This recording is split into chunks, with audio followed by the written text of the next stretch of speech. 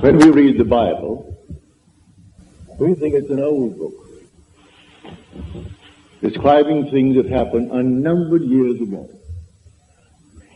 As I tell you, it's contemporary. You read about the flood, and we think, well, certainly that happened unnumbered. If it ever did happen, it happened unnumbered years ago. Well, this morning, as is my custom, I turned on the channel KFAC, that is a radio station. It plays through the day and night, 24 hours a day. Only lovely classical music, so you can read to that music. Only a few interruptions. On the hour, you get a 5-minute bulletin and weather report. But between 9 and 10, it's always a lovely piano recital, as it were. The great masterpieces played by great artists. And so I can sit down with my Bible and read as I listen to the music. And the one interruption that came today was an ad from the Herald Examiner. And they were advertising this paper as the one paper in our city that gives the facts, only facts, not embellished. No frills, just plain facts, all facts. That's why we should buy that paper, because it's simply filled with facts. Well, facts have overflowed the world like the flood. Man actually is drowned with facts, victimized by facts. It is in the imagination that everything lives, and not in its actuality, not in the fact. Unless imagination penetrates the fact, the deluge remains a deluge. We are now in the deluge. This is the flood. A man is in jail, that's a fact. And he knows he's there for X number of years, that's a fact. And he simply waits and hopes that in some strange way that he will get some early release from this confinement. He never uses his imagination, save in some violent way to get out, but to penetrate the fact. When in March of 1943, by using my imagination to penetrate the fact that I too was in prison in the army, but I didn't want any part of it. And so I simply penetrated the fact and saw myself in New York City in my own apartment with my family. And in 9 days, I was out honorably discharged in my apartment in New York City. So I wrote a friend of mine who was in the army. He was my age. He was a Freudian, a professional psychoanalyst. But Freud was his background. That was his schooling. And when I wrote him in detail exactly what I had done, I didn't mince matters. I told him exactly what I did. How as I simply physically slept on my little bed in the barracks, I imagined I was simply elsewhere, and the elsewhere was a definite spot in space, in New York City, in my apartment. And what I did, I could feel the bed, I could feel the things of my house. I went about feeling all the familiar objects in my apartment, and I gave them all the tones of reality and all sensory vividness to the best of my ability. And I touched everything, and it felt real. Then I went back to sleep, and then I told exactly what happened to me that morning. And then 9 days later, I was honorably discharged by the same man that had disallowed my application. He didn't answer my letter. Because in New York City, he used to come to my meetings as a friend, because he was so convinced that the Freudian concept was true. But he said, I come to your meetings for this reason, Neville. We knew each other well. He'd come home for dinner, I'd go to his place for dinner, but he said, I come to your meetings because you turn my daily bread into the substance of fairy. I sort of like that, he said. But when I listen to you, I hold the chair And I put my feet right firmly on the ground to feel the reality and the profundity of things. You aren't going to take me away with you. You're going to leave me right here where things are solidly real, so I feel the place under my foot, and I feel the things next to my hand, and I hold on tightly as you weave your story concerning moving off in one's imagination. So he would not penetrate the facts. So when did he get out? When the other millions got out. So he remained with his facts for the next 3 years. I got out in March of 43. He came home to New York City in 46, demobilized as the other millions and millions of boys were. He could not let go of the facts.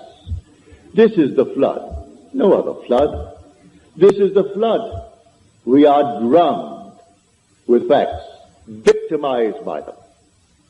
Now, does the Bible teach this story of getting through the facts using my imagination? It certainly does. Now, let me take you into the 27th chapter of the book of Genesis, the first book, the book of the beginning.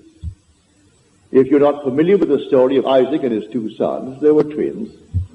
Let me just refresh your memory if you've forgotten. It is said in the story that Isaac had, that is, his wife had the two sons, Rebekah, but he was the father of the two sons, Esau and Jacob. It is said that Esau was a hairy one. He came out first. And then Jacob came out second, and he had no hair. He was completely hairless, while Esau was covered in hair from head to foot. But he was the first. One was called Esau, and one was called Jacob, because he came out second and supplanted the other. Now we are told that when the father Isaac was old, and his eye was dim so that he could not see, in other words, he was blind, he said to his son Esau, I cannot see, and my days are numbered. I want you to go into the fields and hunt, and bring me some well-prepared, tasty venison as I like it, savory venison. We are told that Rebekah, who loved her second son more than she did the first, overheard the conversation between Esau and his father. And then because she loved Jacob and wanted Jacob to get the blessing, for the father feels his days are numbered, and he must now give his blessing to one of his sons, and the first one must get it. So the mother told Jacob what she had heard, and then suggested that we take one of the kids from the flock, and we kill it, and take the skins of the kid and put it upon you, so that you will have the appearance of Esau. Esau thought otherwise. He said, suppose my father discovers it. Then Jacob said, suppose my father discovers it. And the mother said, leave that to me. It will be on my shoulder if he discovers it. And send Jacob into the field to bring a kid. Well, he took that kid and brought it tastily prepared for his father. He came quickly into the presence of the father. And the father said to him, come near, that I may feel you, my son, whether you are my son Esau or not. So Jacob came near to Isaac his father, who felt him. And then Isaac said to Jacob, the voice is Jacob's voice, but the hands are the hands of Esau. And then he blessed him. He gave him his blessing. He had no sooner left the presence of his father when Esau comes in now with savory venison. And the father said, well, who was it that came? For I have already eaten. Who came? And then he discovered it was his son Jacob who came with guile and betrayed him. But said the father, I have given him your blessing and I cannot retract it. And blessed he is. All will serve him. Everyone will serve him. Because I gave you the blessing and I cannot take it back. Now on the surface, you will say, now what is the story trying to tell us? Well, in this same book, in an earlier passage, we are told about the ark. build the ark with 3 decks, the lower, the second, and the third deck. Well, you think it's a huge, big building. Well, you use your imagination. You can't conceive of any building that could house all the animals of the world in pairs, and all the so-called good ones will be in 7 pairs, and enough food to feed them for 40 days and 40 nights. Well, you just simply could not conceive of it. Nevertheless, that's the story. But there are 3 decks. The obvious thing is the facts of life. Then there's psychological interpretation of these so-called stories, and then the spiritual consummation of the story. So you have the lower deck, the second deck, and then the third deck. So here is a perfect example of the second deck. This room now is a fact. We're all in the room. It's a fact. But suppose I don't want to be here. Suppose it becomes a prison to me. Can I get out of it? If I know to penetrate the fact. If I know that I am the ark. That all things exist in the human imagination. And the human imagination and God are one. They are one, not two. I can, in my imagination, penetrate any wall. I can now, without batting an eye, the twinkle of an eye, I can stand on the street and see this thing without a man standing before it. No problem whatsoever to assume I'm on the street and looking from the street to this platform. But you may say, well, what would that do? Well, let me do it and feel the reality, feel that solidity of the street under my foot and see this building from the street rather than looking to the street from here. If I do it and give it solidity, give it reality, I'll be compelled to go there. This is what Scripture teaches. That is my blessing. I can penetrate a fact. And penetrating a fact, I can stand wherever I want to stand in this world. Then the promise is made, wherever the sole of your foot shall stand, that I have given to you.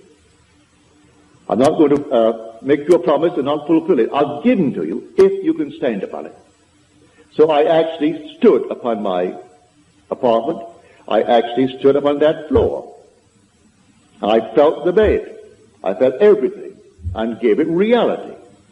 My friend wouldn't allow himself to sleep in one place and assume that he was sleeping elsewhere, because that is a divided state of mind.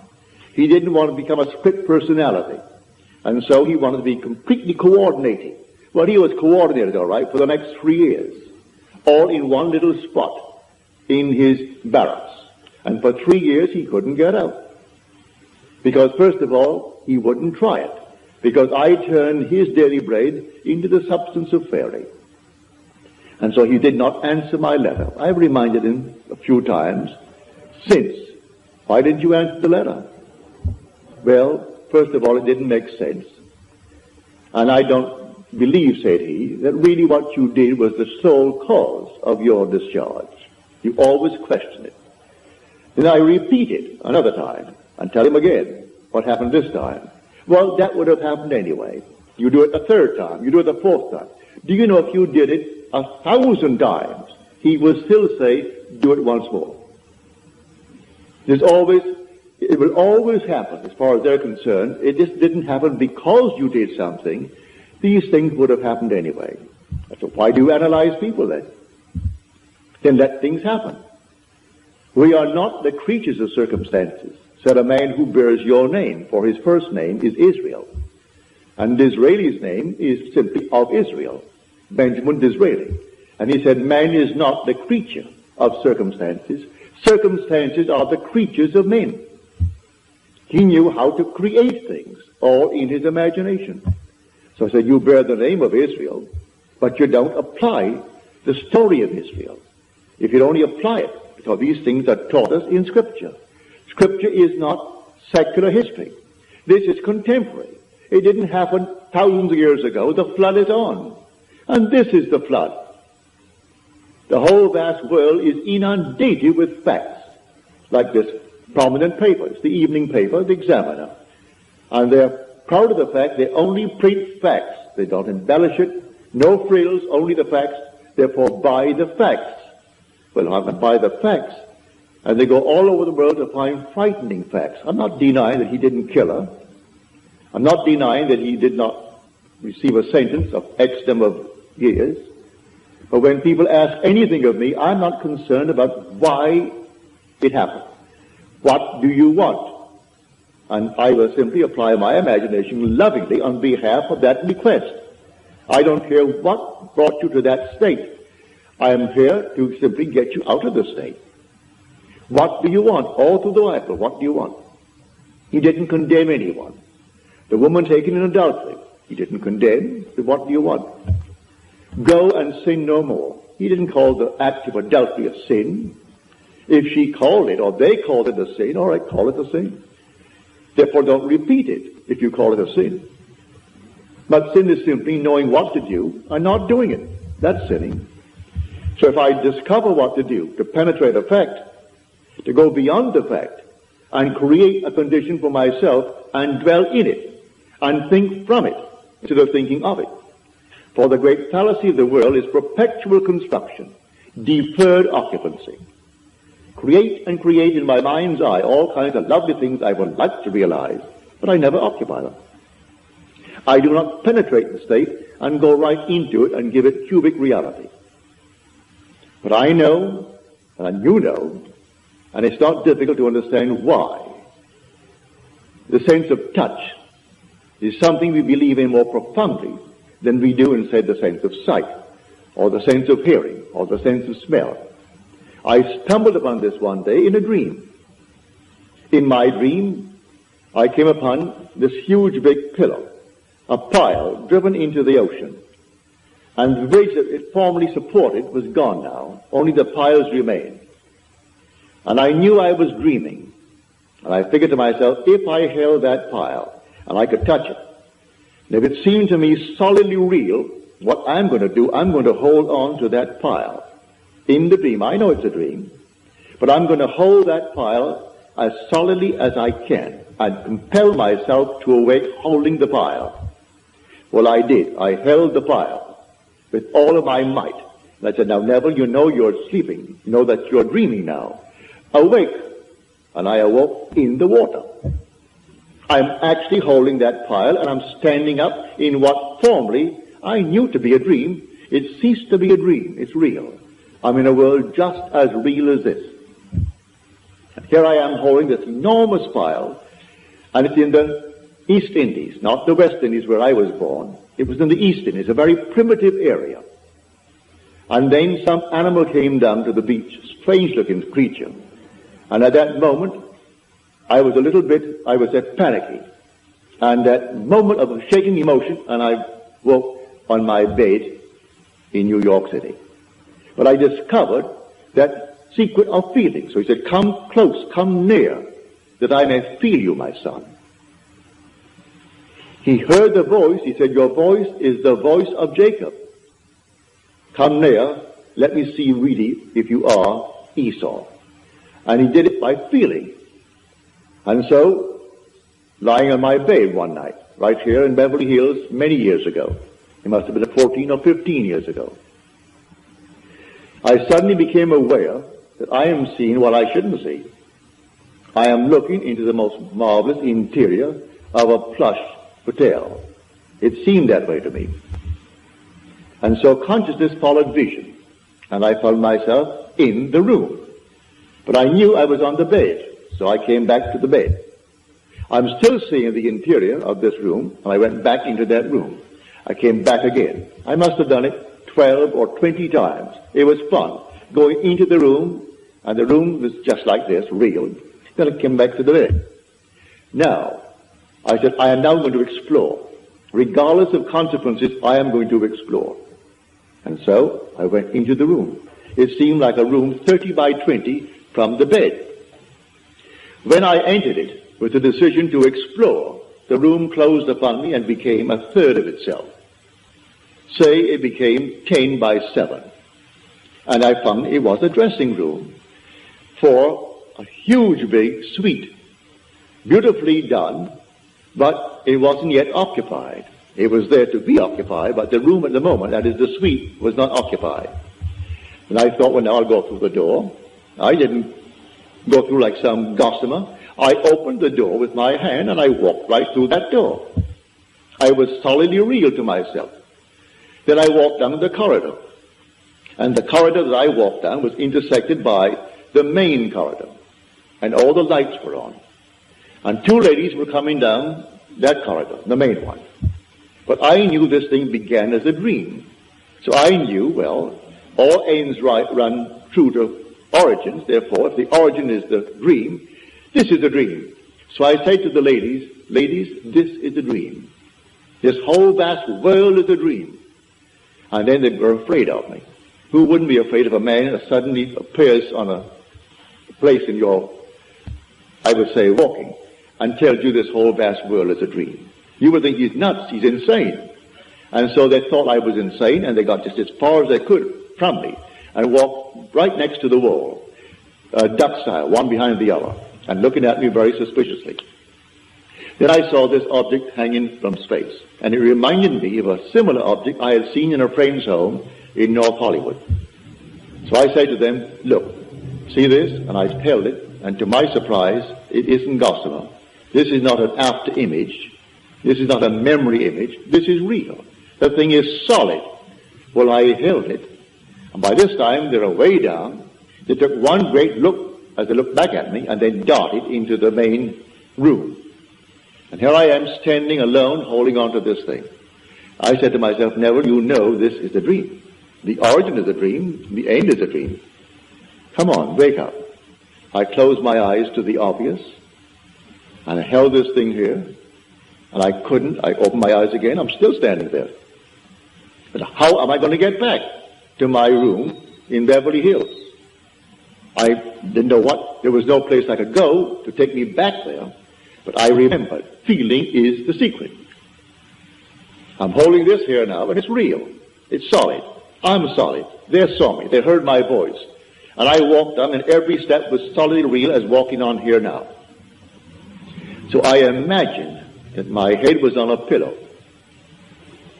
When I could feel a pillow under my head while I'm standing, I suddenly felt myself in a horizontal position. And my head is on a pillow. And then, all of a sudden, I could feel that pillow. But I was cataleptic. I couldn't open my eyes. I couldn't move a hand. Couldn't move a finger. And here I am, a living being in a dead body. So I said to myself, well, they'll find the body tomorrow morning, and they've got to cut it up because I'm insured for a little bit. And to prove that nobody took my life, they have to cut it up to find out why he died. Always have to ask that question. And they'll give it a name. If they can't find it, they're going to give it a name anyway. So here I am, couldn't open my eyes, couldn't move my hand. In about 15, 20 seconds, which seemed much longer than that, my little finger, I could move it. And then I could move my hand a bit. Still couldn't open my eyes. And we were sleeping in a double bed. So I pushed my hand out, my left hand, and I could feel the warmth of my wife's body. Pardon me. At that, I knew I was back on my bed. In another 15 or 20 seconds, I could, with great effort, open the lids of my eyes, and here came all the familiar objects on the walls, on the bureau, and everything returned to consciousness. Now, I stepped into a world just as real as this. I am telling you, there are worlds within worlds within worlds, and they're all here right now. Just like turning on a radio. And you turn it ever so slightly, and you have a new wavelength and a new station coming in, bringing something entirely different, and they're not interfering with each other. And these worlds are all here now, and they're people, just as we are peopling this world. And they're just as real as this world. It's terrestrial. And it doesn't, you don't walk for it. I was on the bed. I seemed to walk into it. I would say, 10 feet away? But the same area permeated the bed, and the bed did not obstruct it. And that world into which I stepped did not obstruct the house that I lived in Beverly Hills. It's all here, the whole vast world. Worlds within worlds within worlds. So I tell you, facts or the flood. That's the deluge. There was no other kind of flood. We are actually inundated with the facts of life. And these facts, we change them every day. Today, this is the cause of so-and-so. Tomorrow, that's not so. It's another cause you found. And then the next day, another cause. But while we haven't found the next cause, we believe that to be the fact. And we worship the facts. So I tell you, all things are in the human imagination. Man is all imagination. And God is man. And exists in us, and we in him. The eternal body of man is the imagination. And that is God himself. There is no other God. It's all your own wonderful human imagination. And the one thing the whole vast world aches for is the awakening of the imagination. And when it comes with the birth of the promised child, which sets a man free from the horrors of this world we call the world of nature. For nature is simply that principle on which depends the sameness of forms in transmitted life. And so the thing goes over and over. Haven't you observed a year that at a certain time of the year, money is tight? All of a sudden it flows, and then at a certain time of the year, it's tight. Why? It's a habit.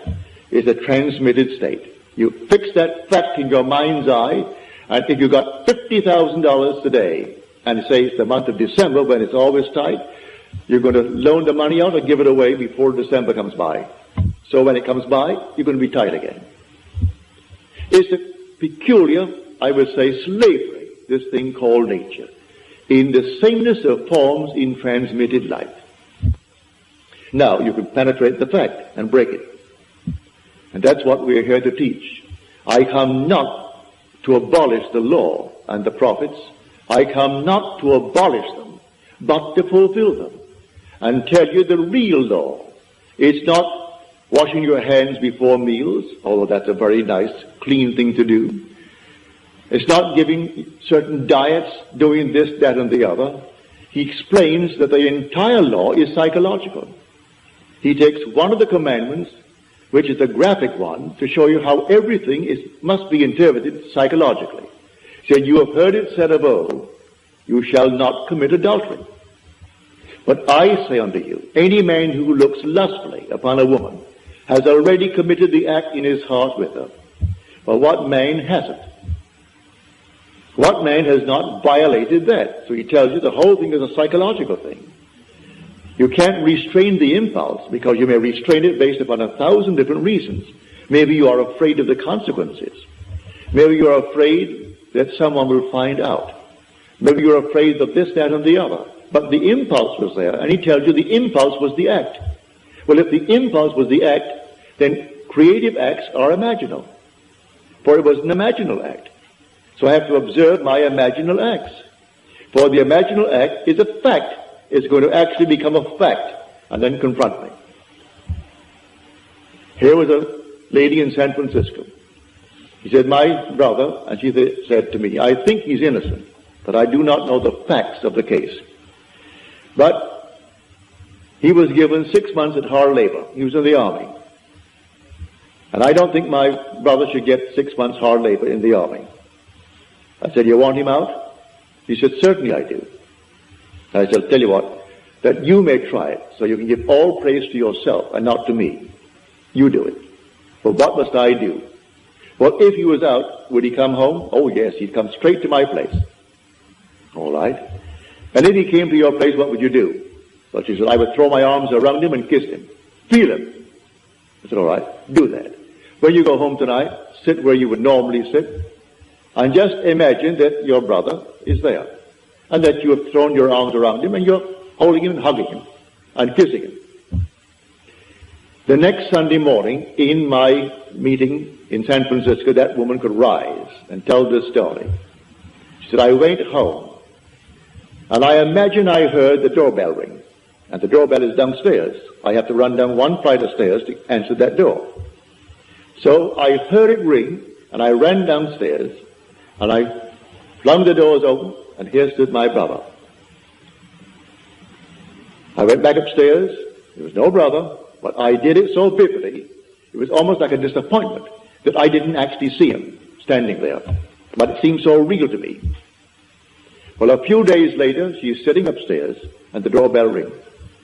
She said, I almost broke my neck to get downstairs, because I knew what was going to happen.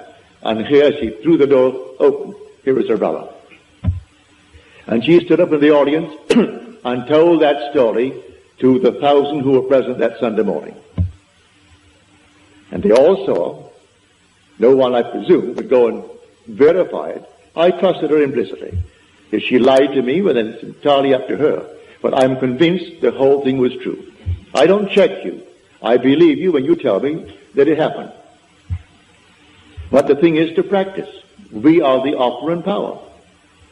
And the flood is on. Let no one tell you the flood is over. And the flood is deeper and deeper because we're more and more inclined for facts. We want the facts of life. You want the facts? Well, you make the prison walls all the thicker. But learn how to penetrate the facts.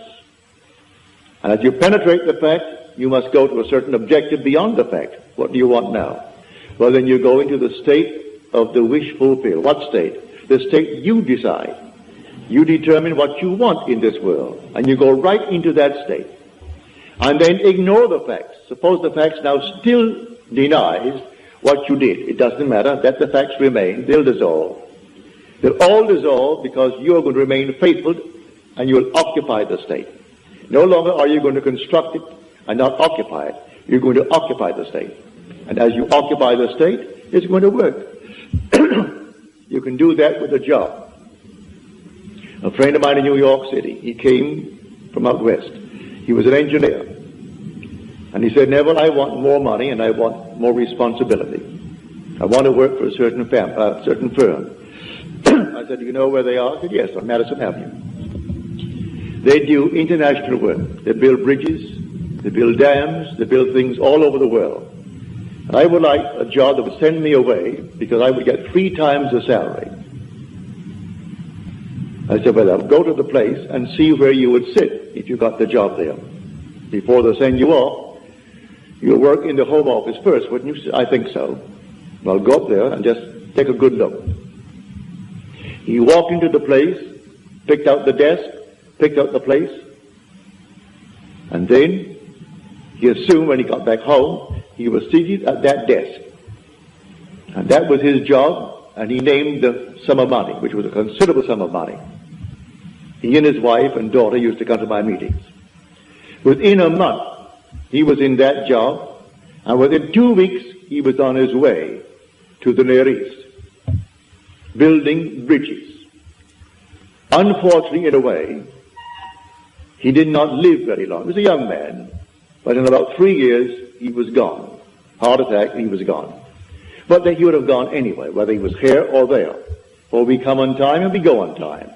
But at least before he departed this world, he found the principle, which he will carry with him into the next world. For there is no death.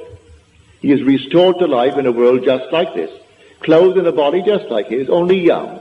Young as he was then, he'll be younger. But he has at least the memory of what he did to get what he wanted, and it worked. And so now he goes with the principle in his mind's eye.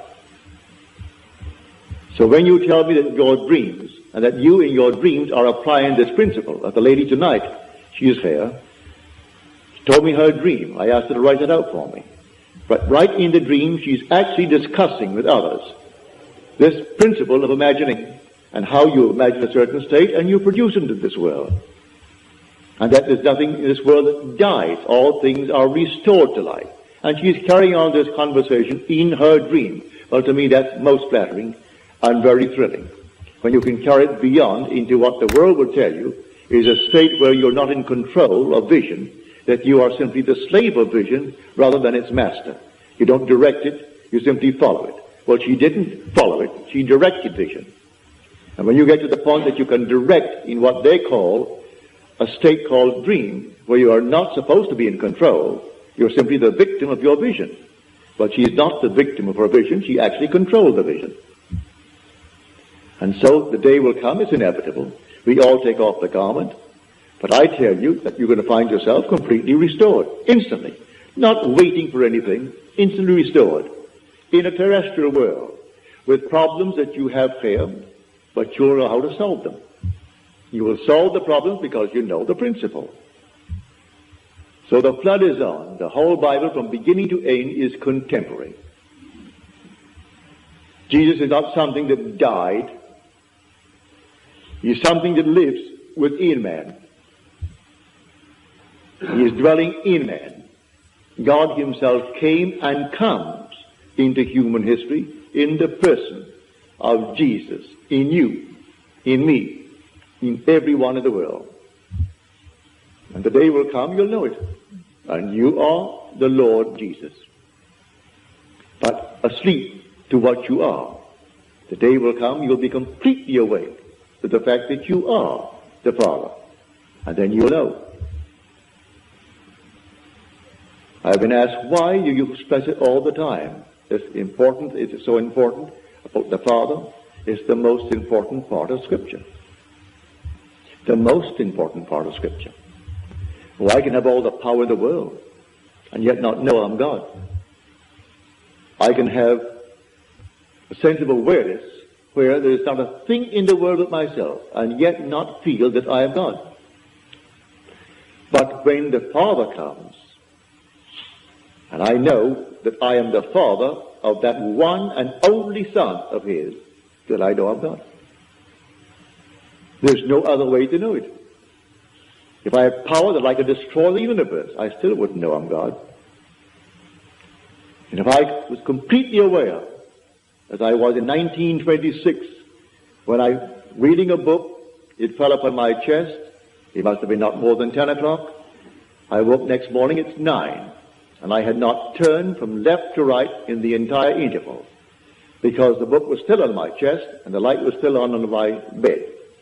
And usually in the course of a night, a man turns often from side to side. How often I do not know, but we all do. No one goes to bed on his back and remains there for 9 unbroken, or in this case, almost 11 unbroken hours. So I went right down into a deep, deep sleep in a trance. And in that state, I became infinite light. There was nothing but light. And I was it. There was no circumference. I was the center of it all. No light outside of this light that I am. No sun, no moon, no stars, but nothing outside of the being that I am. I was infinite pulsing light. But still, I did not bring back the feeling of being God. That evaded me. But when you see His Son, and that Son calls you Father, and you know, well then there is no doubts in your mind as to who you are. So I say it's the most important part of Scripture. And yet it's the one thing that people will question me on. Why do you emphasize it? Why do you repeat it over and over? Because the one thing in the world that you will one day experience which will convince you that you are God. Nothing in the world will convince you outside of that. But in the meanwhile, we can penetrate the facts. The man imprisoned need not be behind bars. We are imprisoned by the things that we do. All right, we can break them. Break anything in this world. A man can be imprisoned by gluttony. He can break it if he knows what he wants. Maybe he doesn't really want to give it up. If he wants to give it up, let him create within his mind's eye a scene, a simple scene that if he had given it up, a friend or some relative would know. And he doesn't brag about it. They simply know. And it's a normal discussion that he has no longing for it anymore. He has no desire for it. Didn't take any drugs for it. Didn't do anything to beat it. It just simply, it wasn't there. Like certain taste that we have in this world, all of a sudden, you've had it, you've saturated yourself with it, and you don't want it anymore. All things are acquired. Today I like, for instance, a thing called an oyster. Love them, especially those lovely Eastern oysters. But the first time I had an oyster, I thought I'd die. I was a small boy, I must have been about 9 or 10. And I went down to It was then called the Virgin Islands, owned by Denmark. They're now our islands, St. Thomas, St. John, and St. Croix. And my mother said to me, now, Neville, you know you're going to a strange place and they speak Danska. You don't understand the language, but you'll get by. But you're going to a boarding house, and there'll be maybe 20 or 25 boarding. You'll all sit at one big table together. Now, you're a boy, and you do not know their habits, so watch what the lady does. And whatever she does, you do it. And I sat them at the table, and then here was this plate of oysters. I'd never seen an oyster in my life before. And then all the little things before it. But I saw this lady take a little fork from the side, so I picked up my fork. And then she took little horseradish, she took something else, then she took a little Tabasco, did all these things to it.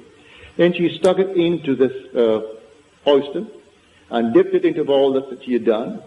She closed her eyes and she ate it as though you had honey in your mouth. I expected the same thing, so I did the same thing. And when I got that thing in my mouth, Lord, it wouldn't go down. I couldn't bring it up. I'm not supposed to bring it up. Mother told me that. And so here it stuck. But the funny part about it, I not only had that one, I looked down to find there were 5 others. And they had to go down. Well, that was my introduction to oysters. But now today I love them. I acquired the taste of oysters. The first time I had a drink, well, I can't tell anyone that it was something like honey to me. But I acquired the taste. And today I thoroughly enjoy a drink. I try not to go beyond a certain point, because I want to keep my faculty alive. But I enjoy a drink. I have tried and tried and tried to acquire a taste for smoking, and I can't. Therefore, I gave that up when I tried it for about 6 months. I couldn't do it. I was then only 21 or 22, and I couldn't seem to enjoy a cigarette or a cigar or anything. It made me sick. So I gave it up. Never acquired it.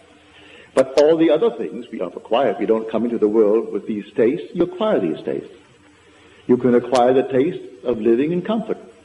You can acquire the taste of living as a gentleman, as a lady. Acquire the taste.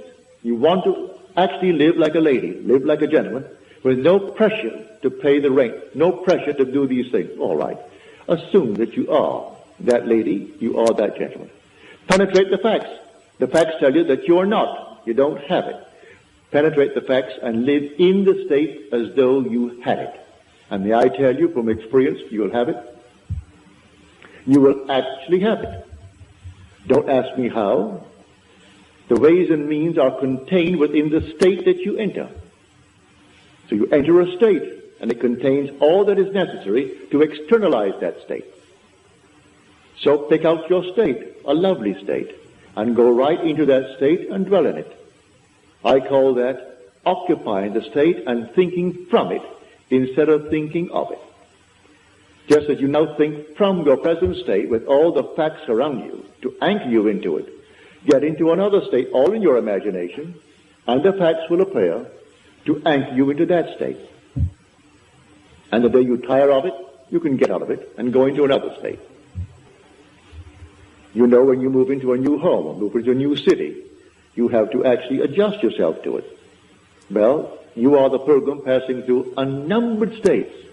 The states remain, but you, the pilgrim, pass through them. Like a traveler passing through a city.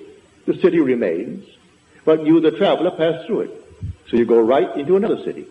You don't rub out the state. Poverty remains a state, but a man who was once poor moves out of it. So he moves out of poverty into the state of affluence. But he doesn't destroy the state of poverty. Anyone can fall into it. So Blake said, I do not consider the just or the unjust to be in a supreme state, but only to be in these states of sleep, which the soul may fall into in its deadly dreams of good and evil. So it toys with this state, and it finds itself enamored with the state, and it falls into it. He's not supreme because he's wealthy, and the other one is not ignored because he's poor. It's a state. Don't condemn the occupant of the state. The state is the thing, but the occupant is God. For the occupant in a state called poverty, he's saying, I am, before there's a poor. He doesn't say I am poor, meaning he's different as far as I am goes, from the one who says I am rich. The same I amness that occupies the state of poverty is occupying the state of wealth. And so you can go into any state, and being in the state is God. And you wear these states as you wear clothes. But you must be consistent and actually believe it. First of all, as you're told in that 6th chapter of John, we believed and have come to know that thou art the Holy One of God. First, faith that ventures on a possibility.